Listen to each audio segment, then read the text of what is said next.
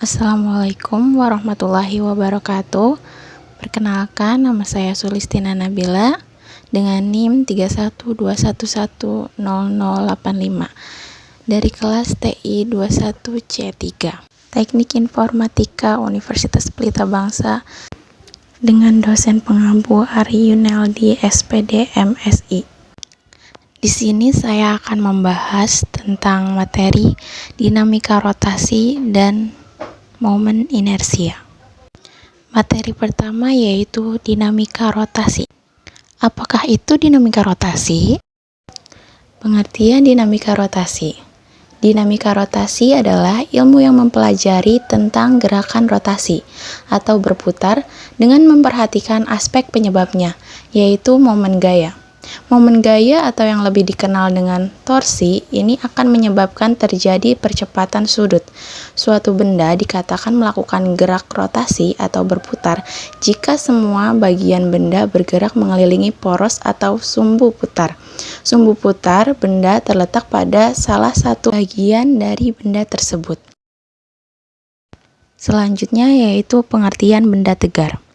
Benda tegar merupakan benda yang tidak mengalami perubahan bentuk akibat pengaruh gaya, sehingga dalam melakukan pergerakan, benda tersebut tidak mengalami perubahan bentuk dan volume benda. Benda tegar dapat melakukan gerak translasi dan rotasi. Selanjutnya kita masuk ke momen gaya atau torsi. Pengertiannya yaitu gaya merupakan sebab dari bergeraknya suatu benda dan dalam gerak rotasi yang menyebabkan benda berputar disebut dengan momen gaya atau torsi, yang juga didefinisikan sebagai hasil kali antara gaya atau F yang tegak lurus dengan jarak dari sumbu rotasi ke arah garis kerja gaya atau R. Rumus dari momen gaya atau torsi yaitu torsi sama dengan R kali F atau torsi sama dengan R kali F sin theta. Dengan keterangan T sama dengan torsi, satuannya Nm, F sama dengan gaya, satuannya N, R sama dengan jarak gaya ke sumbu rotasi, theta sama dengan sudut apit antara R dan F. Jika gaya yang bekerja pada suatu benda lebih dari satu hal itu menyebabkan momen gaya total yang dirumuskan sebagai berikut, yaitu sigma T sama dengan T1 tambah T2 tambah T3 dan seterusnya. Mari kita masuk ke contoh soal. Sebuah batang yang sangat ringan panjangnya 140 cm. Pada batang bekerja 3 gaya, masing-masing F1 sama dengan 20 Newton, F2 sama dengan 10 Newton, dan F3 sama dengan 40 Newton, dengan arah dan posisi seperti pada gambar. Besar momen gaya yang menyebabkan batang berotasi pada pusat masanya adalah, pembahasannya yaitu diketahui F1 sama dengan 20 Newton, F2 sama dengan 10 Newton, F3 sama dengan 40 Newton, L sama dengan 140 cm, kita ubah ke meter jadi 1,4 meter. Batang sangat ringan dianggap tak bermassa. Pusat rotasi berada di pusat massa batang, artinya poros rotasi ada di tengah batang jika digambarkan seperti gambar berikut. Nah, dengan demikian, momen gaya total yang bekerja adalah sigma T sama dengan F1 dikali R1 ditambah F3 dikali R3 dikurang F2 dikali R2 sama dengan 20 dikali 0,7 ditambah 40 kali 0,7 dikurang 10 kali 0,3 sama dengan 14 ditambah 28 dikurangi 3 sama dengan 39 Nm. Jadi, besar momen gaya yang dialami batang pada pusatnya adalah 39 Nm searah jarum jam. Jadi, jawabannya adalah yang B. Selanjutnya kita masuk ke materi yang kedua, yaitu momen inersia. Apakah itu momen inersia?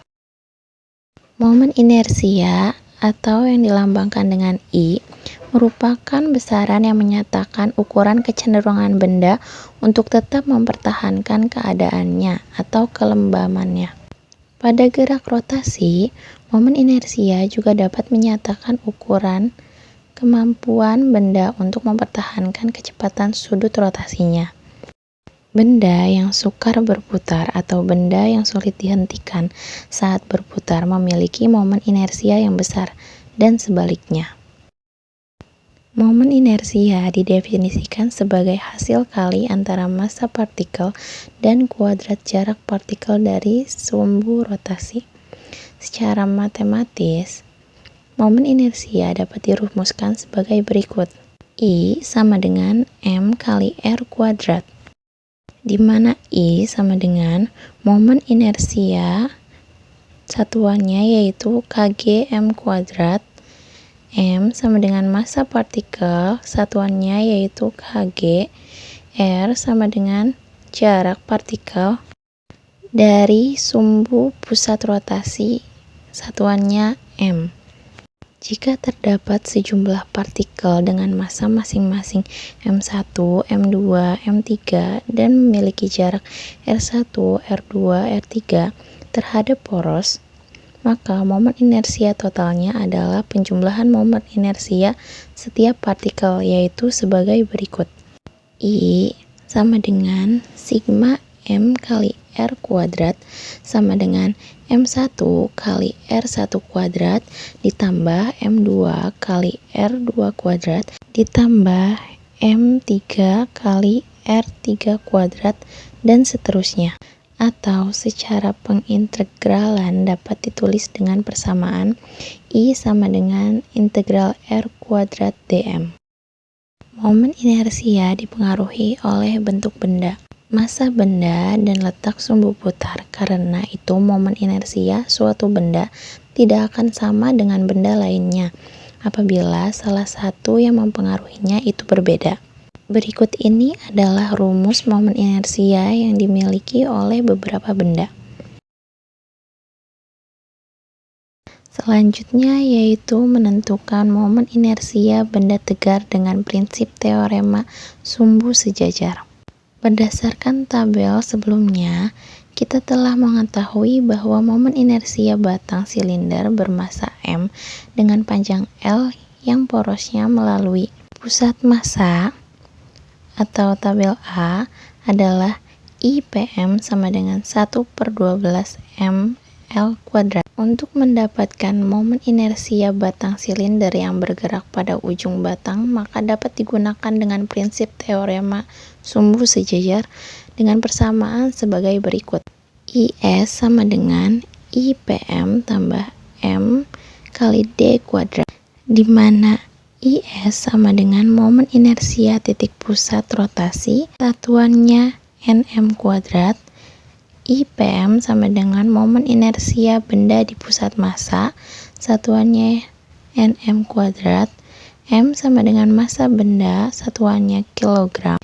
D sama dengan jarak antar titik pusat massa ke titik rotasi, satuannya meter. Selanjutnya yaitu ada hubungan antara momen gaya, momen inersia, dan percepatan sudut. Untuk mendapatkan hubungan antara momen gaya, momen inersia, dan percepatan sudut, maka kita dapat menganalogikan dengan menerapkan hukum Newton 2 translasi, yaitu sigma F sama dengan M kali A. F sama dengan M kali A. F sama dengan M kali dalam kurung R kali A. F dikali R sama dengan M kali R dalam kurung R kali A. F kali R sama dengan M kali R kuadrat kali A. Diperoleh R sama dengan I dikali A atau sigma T sama dengan I kali A. Disebut hukum Newton 2 gerak rotasi, di mana R sama dengan momen gaya satuannya yaitu Nm, I sama dengan momen inersia satuannya kg m kuadrat. A sama dengan percepatan sudut, satuannya rad per second kuadrat. Selanjutnya kita masuk ke contoh soal. Benda A dan B yang bermassa sama, yaitu 5 kg dihubungkan oleh batang dengan panjang 120 cm yang massanya diabaikan seperti gambar berikut. Jika batang diputar di tengah-tengah, besar momen inersia di C adalah, pembahasannya yaitu diketahui massa benda A atau MA sama dengan 5 kg, massa benda B atau MB sama dengan 5 kg, panjang batang atau R sama dengan 120 cm, diubah menjadi meter jadi 1,2 meter.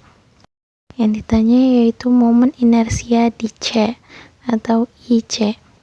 Kita perhatikan gambar berikut di mana I merupakan momen inersia, M merupakan massa partikel, dan R merupakan jarak partikel terhadap titik poros.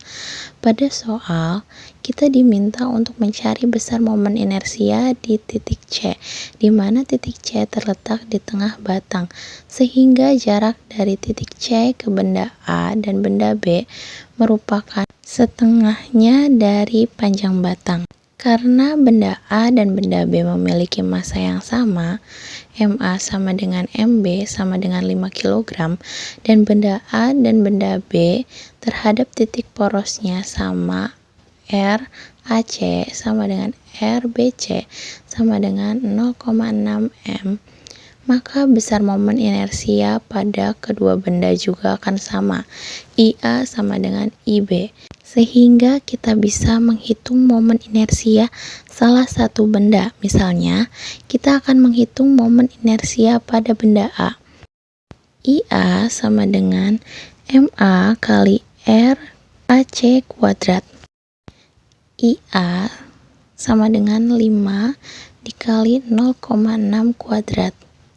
IA sama dengan 1,8 kgm kuadrat. Maka besar momen inersia benda B, IB sama dengan IA sama dengan 1,8 kgm kuadrat. Sehingga besar momen inersia di titik C merupakan penjumlahan dari momen inersia benda A dan momen inersia benda B. Jadi, IC sama dengan IA tambah IB. IC sama dengan 1,8 ditambah 1,8. IC sama dengan 3,6 kgm kuadrat. Dengan demikian, besar momen inersia di C sebesar 3,6 kgm kuadrat. Sekian pembahasan materi dan contoh soal dari saya. Kurang lebihnya mohon maaf. Terima kasih telah menonton. Wassalamualaikum warahmatullahi wabarakatuh.